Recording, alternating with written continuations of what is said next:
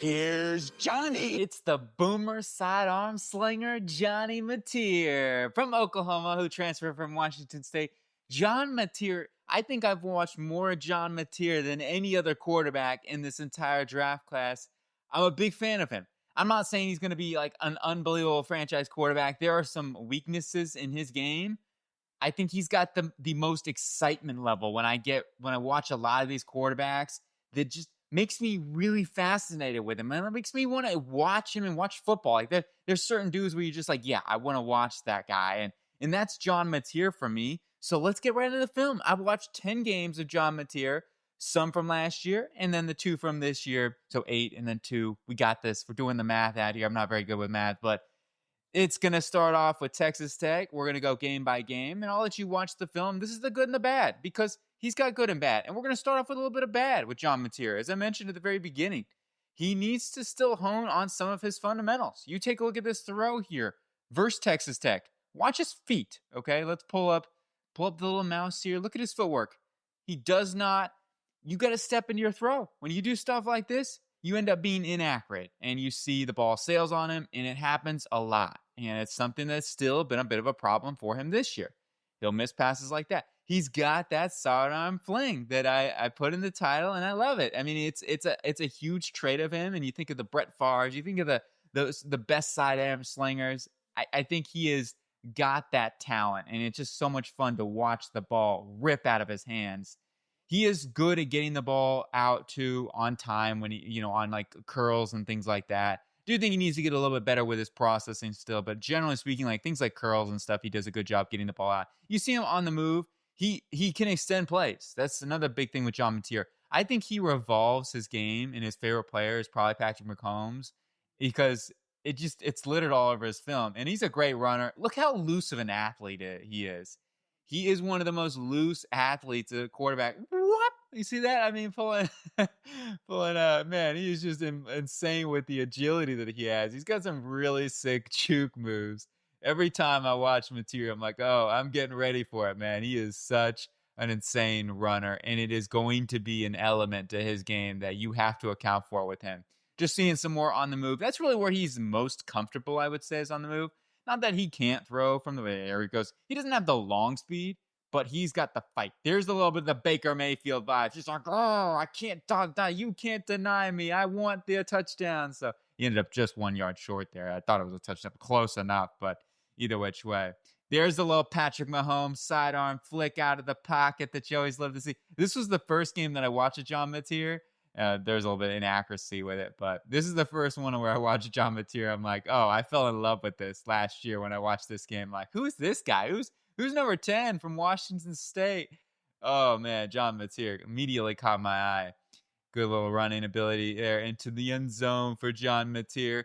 See, he's got good feet. That's the one thing I will say, like in terms of his pocket feel. I think he's got the balance of happy feet and with also the ability to set his base real quick. It's just sometimes he doesn't fully drive into his throws, and I think that's what results him into incompletes. But see, look at his footwork in the pocket. It's excellent. That I don't have a problem with John Mateer. And see, he reads the field. He's got that conductor ability to him where he's looking around, right? And he's trying to make a play. He's not a dude that is going to, if it's third down, let's say, and long, he's not just going to settle for a check down, not 9 out of 10 times. He's going to be looking for the first down. And I respect that. He is a thrower of the football rather than just, I'm going to take what's there and do, which is fine. I'm not saying that's a bad thing, and you need to be able to do that. But at the same time, like, you're a quarterback. You have to make plays. And I think John Mateer does that so well. And here's a couple of things. The deep ball accuracy, I think, is something he still needs to really work his skills on. I've wanted to point that out because he takes a lot of big hits. And as a runner, it's a bit of a problem, a little bit of an underthrow there. And that was also a bit of a footwork issue. I can go back to that. But either which way, that's basically reiterating what I said earlier. And he just doesn't quite drive his feet all the time. He steps into this throw and he steps into it a little bit too well. That shows a little bit of the arm talent, but it was still a good throw. I don't mind something like that. I can deal with the good progressions right there. Gets to his backside read and delivers good on time right there. So you see him. He can really be on time. Now, this was a little bit behind him and maybe a little late. He probably double clutched a little bit there. Anyway, good back shoulder right there. Comeback throw. He steps into this throw nicely, delivers a strike. Great defense though by that defender. Overall, good throw. So he has some of these sideline throws that are super impressive. I would still say his sideline accuracy is like the highlight right now. And he's got some spectacular throws. I'll say that. And there's certain throws was just like I keep coming back to John Mateer. I'm like, oh my gosh, man. Here he is getting away from the pocket. He definitely has the escape. But he's not Lenora Sellers level of press strength, but he's got some ability to shrug off some dudes. Is he going to do it at a super high level of the NFL? Probably not, but he's definitely going to be able to still shrug. Look at him. Ooh, trucking. Oh, get on the ground, man, he says. Here he goes running again. Dude, what is he, Barry Sanders out here? No, he's pretty insane though with his running ability. It's littered all over his film. And when we talk about comps with him, there he is getting away. Just unfortunately sails that pass, and that's been a big thing with him is just sailing a lot of passes. But the way he throws them, man, I don't know, it's just so much fun. But he does remind me a little bit of like a Johnny Manziel, and I know that's going to come up quite a bit with him. I think it's going to come up quite a bit with him. This one it might have been a little bit of a holding with the receiver, but he also airmailed, so it wouldn't have really mattered too much. It was an overthrow. And nonetheless, yeah, you just see him though. He goes Super Saiyan on him. He was like, man, like Jackie Chan style or something. But he karate kicked him. Anyway, I just hit my knee on the table. That kind of hurt. Anyway, here he is getting away from more pressure, but that leads us to a little bit of a downside here. He can take some big sacks, and when you're taking these type of sacks, they're drive killers. So I love the fact he's trying to make plays, and most of the times when he does take the big sacks, I will say it's on third downs, and I can accept that. Like when it's third down, I would rather you take a sack than jump it off and whatnot. I want you to go get the first down or just throw it away or whatever. You know what I mean? Like I don't have a problem with that. So I'd rather him do that in many ways. He doesn't take tons and tons of sacks, but I do think it's a problem, and that goes hand in hand with his processing and anticipation. So he definitely needs to work on that because he takes more sacks than what you would want. So here he is once again, just the creative John Mateer back at play, man. The Houdini aspect of his game gets it to the receiver, finds his man, and picks it. Well, that was a dart right there on the sideline. As I said before, a lot of these sideline passes are really the highlight for me when it comes to John Mateer, keeping the eyes downfield. He's always doing that. And sometimes he drops his head and he's going to run because he knows. But there he gets to his backside dig. Really impressive throw right there. Fumbles-wise, I saw 2 fumbles on his film. Not too bad. Maybe a third one. One was close. It was just in the Michigan game. I'm not sure if it was a full fumble or not, but it wasn't. It didn't seem like it. It just kind of missed him. It was a close one. It was a close one there. But I think some of these sideline throws are really excellent. This one, he missed the safety overhang. Probably just not reading him off well enough into his progressions there. Not good throw there. Misses deep over the middle. So like I mentioned before, his accuracy is not perfect. As I mentioned earlier, too, his footwork is so good in the pocket. It's just a matter of he doesn't always step into his throws, which really can result in his accuracy issues there. And here's another one where just avoiding sacks, and then he's like, boom, finds his man, and then he makes a move there, gets the first down. So I just love that with John Mateer. We're going to see a throw here in a little bit, and that was a little bit of another throw there, but we're going to see something there's taking another big sack. And that drops him back, like, you know what I mean? Like, rather than being close to the goal line, on a third down or whatever, you're making yourself in a tough situation to be able to complete, or even tougher for a field goal kicker. It's not easy. Solid throw there to get to your inside read. And here's just a missed accuracy throw. And also, I don't know if I love the read there. It kind of stared him down. I wouldn't call him like always staring dudes down or anything like that. I think he can read the football field. It's more of a bit of a decision-making issue there sometimes. I do think his decision-making can be a little problematic. And also another area, there's another fumble that I did see. This is from the Utah State game. I think that one of the things, going back to the decision-making thing, is like he can try to really force throws. He has that gunslinger mentality, which I love, but it can be a catch-22 when you have that gunslinger mentality. And we've seen it with guys like Brett Favre, probably the most famous gunslinger, is that you can really, he relies on his arm talent maybe just a little bit too often. And he's got a good arm. Like, you're seeing him. The velocity. I think that's the most impressive thing with John Mateer in terms of his arm talent. That's a great throw. That's a laser over the middle of the football field. And you see it. Look at this. The arm angles. It's just, he has an unbelievable ability to flex simple how his arm is. Now there's a miss, but he had him open there. So there's another just little accuracy throw thing. And that's the mechanics, right? You're by having that sidearm and all those different arm angles, it's tough to get consistency. So I see him as going to be, that's a great sideline laser beam there in the end zone. You're going to see stuff like this, though. The inaccuracy when you're throwing it sidearm because your mechanics are constantly different. And that is the thing. He's going to live and die by his sword when it comes to that. So sometimes when he's on, oh, John Mateer's on, man. And it's a thing of beauty. But when he's cold, right, it's like he's got the yips out here if you're a golfer or anything like that. So that's really the thing with John Mateer. But the arm angles are just, oh, they're so freaking fun to watch with John Mateer. That's why I say he's one of my favorite players to watch in this class because those arm angles that he has. And then whoop, bam. Oh, man, he just makes dudes look silly out here consistently with that lateral agility and that jump. But misses a wide open. Man, when you miss him wide open like that, come on, you got that. So that's a tough throw. That sideline dart, the hole shot. Those are not easy passes, but it was a miss high. Tight window right there. Luckily he got that thing out on time. Good read right there over the middle. That's the thing. If he has to laser that thing in there, he can because he's got that crazy release. That release package he has. And that is a tough throw he just made right there. Very tough. It misses him and kind of throw. But I do like the fact he hustled him down. Okay, he didn't give up on the play. A lot of quarterbacks and people are like, okay, I'm not going to tackle him. Whoop, there it is again. You know what I'm saying? Just come on, John Mateer. And look at this guy. He needs to get down, though. Don't take those hits. You're going to hurt your quads, man. Any which way, he's just such a polarizing player to watch. I don't know if his game is going to translate to the next level. There are some concerns there, but at the same time, I think if he's got the work ethic, he's got the talent, he's got the tools, that flexibility with the arm, he has plenty of velocity. He has got a cannon there, but he sometimes needs to put a little bit more touch on passes. His touch isn't bad. I think, as I mentioned earlier, those sideline throws, he's got some good touch. This was a great he led that team down to get the tying field goal. Now, this was a bad read. It was late, should I say, and that resulted in an interception. Luckily, the defense stopped him, and then they ended up winning that game. He did a clutch 2-point conversion, too, and they got that done. So, anyway, good. This is getting into the Oklahoma tape now, and we're running down into this. This is the Illinois State tape. Man, like I said, that sideline accuracy can be so good at times. A little rollout here.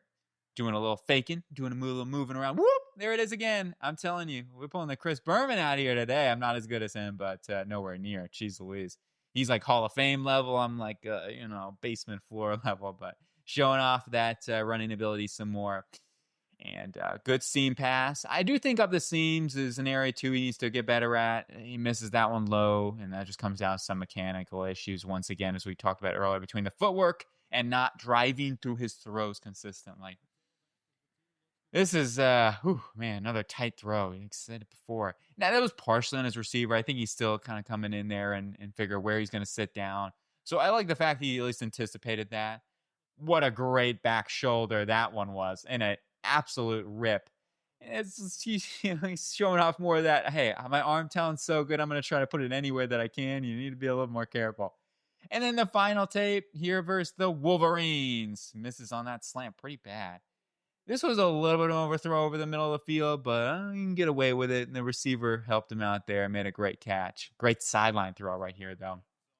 Okay, going deep. Look at this catch on the sidelines, too, by Deion Burks. Man, Burks has been a beast for them, too, so far this season. Overthrows. Man, he was open, too. He good read and everything. Just gotta read that better. Here's one. This was just a little bit of an underthrow, but not enough touch. So he's got to get a little bit more touch on that and a little more air if he can do that, right? And that's a problem when you're a sidearm slinger. That should have been intercepted. Good defense by the wide receiver there. And that's, once again, a lack of touch. So I do think his touch needs to really improve. This is, hold on. We're not done yet with this one. Okay, so let's take the slow-mo cam on this one, because this is one it was a highlight for me when I was watching this. I'm like, oh, man. First up, shaking this dude, getting low, getting around him. And this is a tough. You got a free blitzer coming off the edge. He gets around him, breaks out of his own defender or his own wide receiver there, does a little almost 360 action, comes around, gets out of the pocket, eyes up, watching downfield, delivers that thing on the freaking dot there to his receiver in stride. Maybe slightly overthrown, but I mean, nitpicking a little bit there. Great throw. Unbelievable play by John Mateer. Into traffic there. Not a good throw. Not a good decision. Gets to this read here behind him, and that would also have been a bit of a kill shot for your receiver, too, so got to be careful. And let's finish it with a little run action. There's another whoop. Got to do it one more time for John Mateer. Okay, so let's go ahead and recap everything up after the film study now. Let's get him a little bit more technical into this, starting off with the accuracy. I would say his accuracy is very hit or miss, and I think throughout his career it's going to be very, very hit or miss. So he's just going to have to practice, and he's going to have to practice a lot because I don't really necessarily want him to change all that much.